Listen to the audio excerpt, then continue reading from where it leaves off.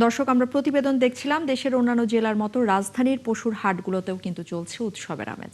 রাজধানীর গাবতলীর গরুর হাট থেকে এই মুহূর্তে আমাদের সাথে যুক্ত হচ্ছেন সহকর্মী শাহেদুজ্জামান সাকিব। সাকিব, একটু জানতে চাচ্ছি, এরই মধ্যে নিশ্চয়ই জমে উঠেছে পশুর হাট। গরুর হাটে ক্রেতাদের ভিড় কতটা বেড়েছে, আর দাম নিয়ে কি বলছেন ক্রেতা বিক্রেতারা?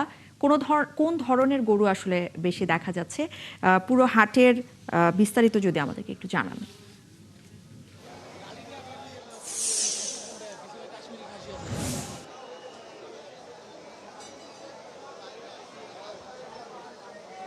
ইশরাত, ঈদুল আজহার আর দুদিন বাকি আছে। ইতিমধ্যেই কিন্তু রাজধানীর প্রায় সবগুলো পশুর হাট জমে উঠেছে এবং আমরা এখন রয়েছি রাজধানীর সবচেয়ে বড় পশুর হাট গাবতলী পশুর হাটে, যেখানে দেশের বিভিন্ন প্রান্ত থেকে বিভিন্ন সাইজের বিভিন্ন ধরনের গরু, মহিষ এবং ছাগল, ভেড়া সহ নানা ধরনের পশু, কোরবানি উপযুক্ত পশু কিন্তু এখানে উঠেছে।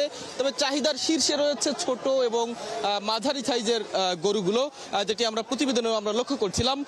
তবে বড় সাইজের যে গরুগুলো রয়েছে সেগুলোর বিক্রি কিন্তু এখন পর্যন্ত তুলনামূলক কম। তবে ব্যাপারীদের প্রত্যাশা, যেহেতু এখনো হাতে দুদিন সময় আছে এবং রাজধানীবাসী যেহেতু বাসায় গরু রাখবার ঝামেলা এড়ানোর জন্য ঈদের একদম শেষ মুহূর্তে গরু কিনে থাকেন, সেই প্রত্যাশার জায়গা থেকে ব্যাপারীরা আশা নিয়ে বসে আছেন আগামীকাল এবং পরশু অর্থাৎ ঈদুল আজহার আগের দিন তারা তাদের নিয়ে আসা পশুগুলো বিক্রি করতে পারবেন, সেই প্রত্যাশা নিয়ে কিন্তু তারা রয়েছেন।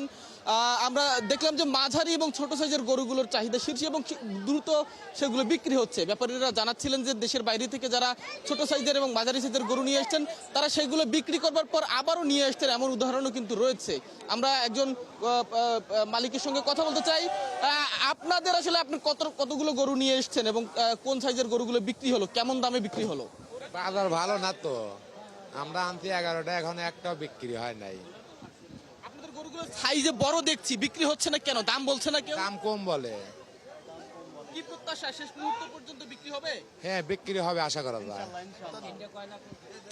যেমনটা বলছিলাম যে তারা কিন্তু প্রত্যাশা করছেন শেষ সময় হলেও তারা তাদের গরুগুলো বিক্রি করতে চান এবং তাদের আশা রয়েছে যে শেষ সময় হলেও তারা পশুগুলোকে বিক্রি করতে পারবেন।